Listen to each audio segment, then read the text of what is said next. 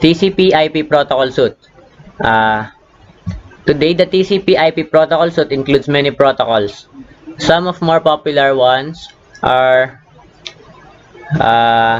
the individual protocols organized in the layer using the TCP/IP protocol model. Application, transport, internet, and the network access layer.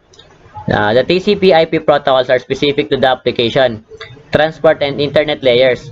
The network access layer protocols are responsible for delivering the IP packet over the physical medium.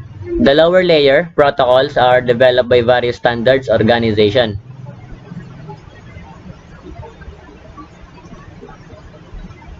The TCP/IP communication process. So,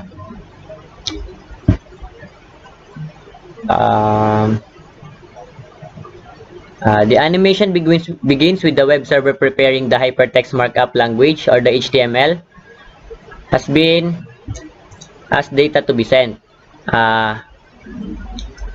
The application protocol HTTP header is added from the front of the HTML data. The header contains various information including the HTTP version. The server is using the status code indication. It has information for web client. The third one is the HTTP application layer protocol. Delivers the HTML formatted web page to do the transport layer. The TCP transport layer protocol is used to manage individual conversation. In this example, between the web server and the web client. The next is the IP information is added into the front of the TCP information. IP assigned in the appropriate source and destination IP addresses. This information is known as the IP packet. Next is the Ethernet protocol. Adds information to both ends of the IP packet, known as data link frames. These frames delivered to nearest routers along the path toward the web client. This router removes the Ethernet information, analyzes the IP packet, determines the best path for the packet, insert the packet into the new frame, and send it to the next neighboring router toward the destination. Next one, this data is now transported through the internetwork, which consists of media and intermediary devices. Next is the Ethernet information is processed and removed, followed by the IP protocol information, the TCP information, and finally, the HTTP information. Last one is the web page information is then passed into the client's web browser software.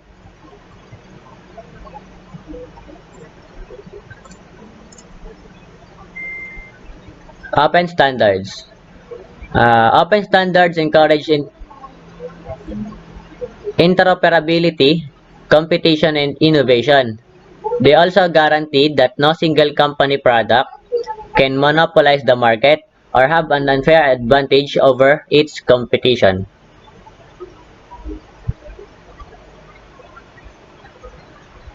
Internet standards. Standard organizations are usually vendor neutral, non-profit institutions established to develop and promote the concept of open standards. Various organizations have different responsibilities for prompting and creating standards for the TCP/IP protocol.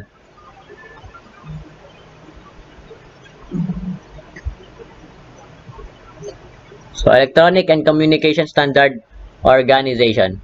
Other standard organizations have responsibilities for promoting and creating the electronic and communication standards used to deliver the IP packet as electronic signals over a wired or wireless medium.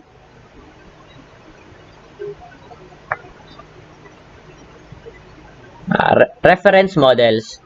The benefits of using the layered model. The benefits to using a layered model to describe network protocols and operation includes assisting in protocol design, fostering competition because products from different vendors can work together, preventing technology or capability changes in one layer from affecting other layers above and below, providing a common languages to describe networking function and capabilities.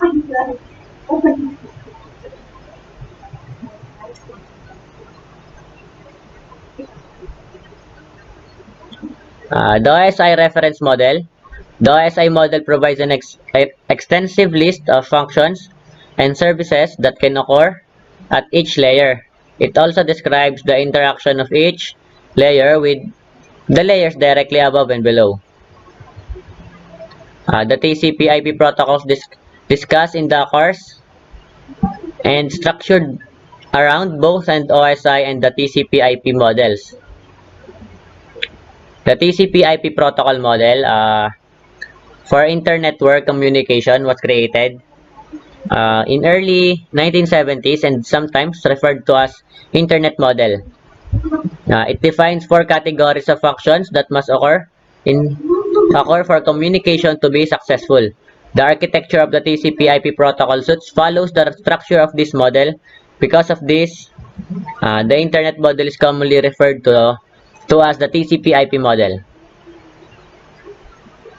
The OSI model and TCP/IP model comparison. The protocol that make up the TCP/IP protocol suites can be described in terms of the OSI reference model. In the OSI model, the network layer and the application layer of the TCP/IP model are further divided to describe discrete functions that must occur at these layers.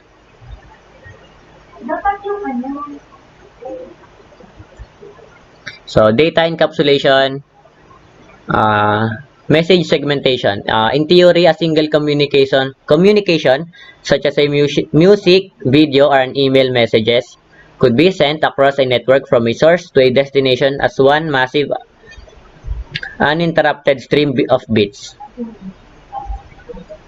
Protocol data units. As application data is passed down to the protocol stack on its way to be transmitted across the network media, various protocol information is added at each level. This is known as the encapsulation process. Encapsulation example is when sending messages on a network. The encapsulation process works from the top to bottom. At each layer, the upper layer information is considered data within the encapsulated protocol. For example, the TCP segment considered data within the IP packet.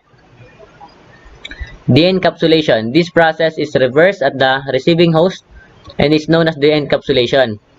De-encapsulation is the process used by a receiving device to remove one or more protocol header.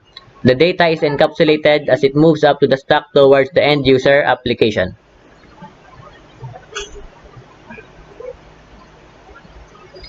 Data access, the network addresses. The network and data link layers are responsible for delivering the data from the source device to the destination device. Data link addresses. Data link or layer 2 physical addresses has different role. The purpose of data link address is to deliver the data link frame from one network interface to another network interface on the same network.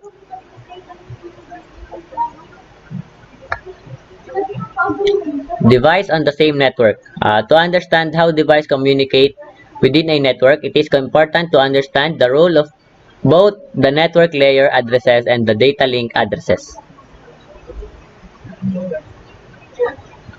Device on a remote network.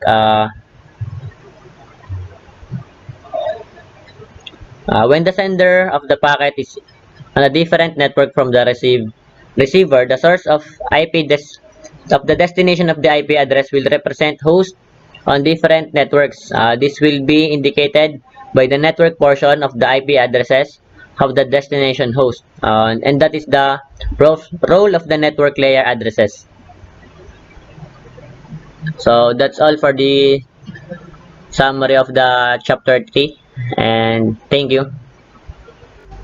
So hi everyone, we're back for a new video, and for this video we're going to summarize this given chapter, which is the chapter 3, network protocols and communications. So let's start.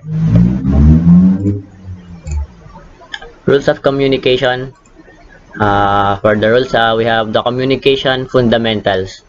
A network can be as complex as devices connected across the internet, or as simple as two computers directly connected to one another with a single cable, and anything in between. Networks can vary in size, shape, and function. However, simply having a wired or wireless physical connection between end devices is not enough to enable communication for the communication to occur. Device must know how to communicate. Rule establishment. Before communicating with one another, individuals must use establishment rules. Establish rules or agreements to govern the conversation. For example, protocols are necessary for effective communication. These rules or protocols must be followed in order for the message to be successfully delivered and understood. Protocols must account for the following requirements: an identified sender and receiver, common language and grammar, speed and timing of delivery, confirmation of or acknowledgement requirements. Message encoding. One of the first steps to send the message is encoding. Encoding is the process converting information into another acceptable form for transmission. Decoding reverses this process in order to interpret the information. Message formatting and encapsulation. When a message is sent from a source to destination, it must use a specific format or structure. Message format depends on the type of messages and the channel that is used to deliver the message. Letter writing is one of the most common forms of writing human communication. For centuries, the grid formation format for personal letters has not changed. In many cultures, a person letter contains the following elements: an identifier of the recipient, a salutation or greeting, the message content, closing phrase, and the identifier of the sender.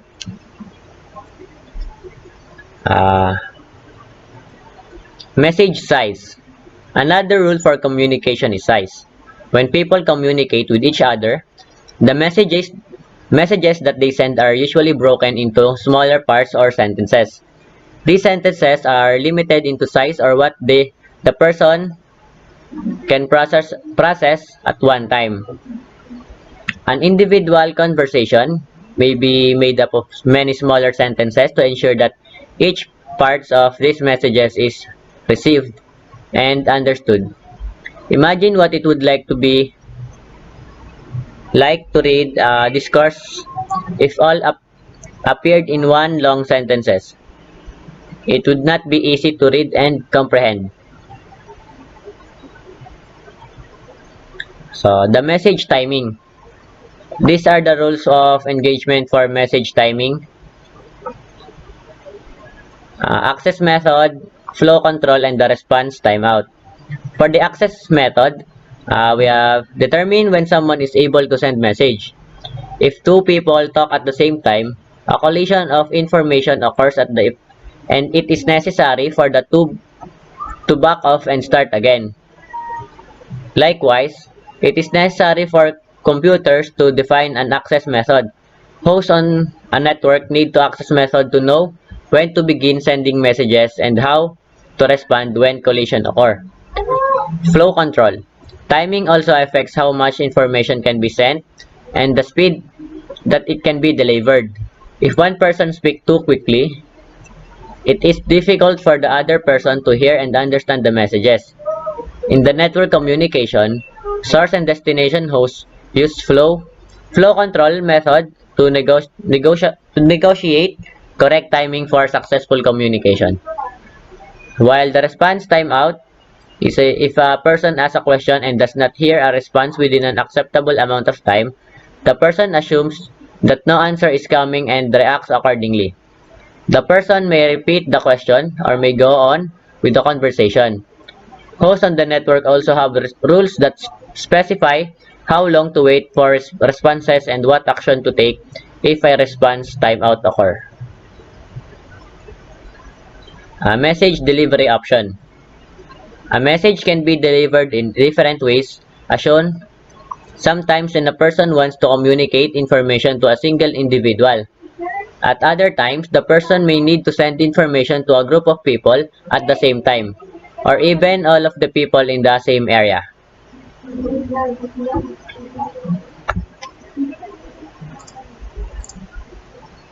So for the protocols, rules that govern communication.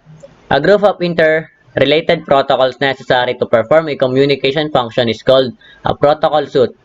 Protocol suite are implemented by host and networking devices in software and hardware or both. Network protocols. At the human level, some communication rules are formal and others are simply understood based on custom and practice for device. For devices to successfully communicate, a network protocol suites must be described precise requirement and interaction. Networking protocol define a common format and set of rules for exchanging messages between devices. Some common networking protocols are Hypertext Transfer Protocol or the HTTP, the Transmission Control Protocol, the TCP, and the Internet Protocol or the IP. Protocol interaction. Communication between a web server and web client is an example of an interaction between several protocols. The protocol shown is the HTTP and the TCP, IP, and the Ethernet. The HTTP is an application protocol that governs the way a web server and the web client interact. HTTP defines the content and formatting of the request and response that are exchanged between the clients and server. Both the client and the web server software implemented the HTTP as a part of the application. The TCP is the transport protocol that manages the individual conversation. It divides the HTTP messages into smaller pieces. The IP, on the other hand, is responsible for taking the formatted segments from TCP, encapsulating them into packets, assigning them the appropriate addresses, and delivering them into the destination host. The Ethernet, it is a network access protocol that describes two primary functions, communication over a data link and the physical transmission of data on the network media. Network access protocol are responsible for taking packets from the IP and the formatting them to be transmitted over the media.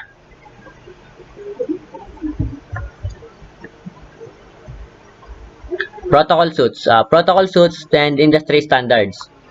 A protocol suites is a set of protocol that work together to provide a comprehensive network communication service.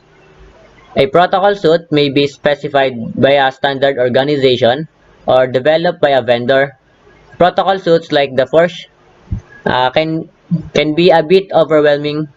However, this course will only cover protocols of the TCP/IP protocol suites.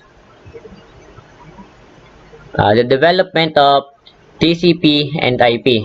The first packet switching network in the predecessor to today Internet was the Advanced Research Project Agency Network or the ARPANET, which came to life in 1969 by connecting mainframe computers at four locations.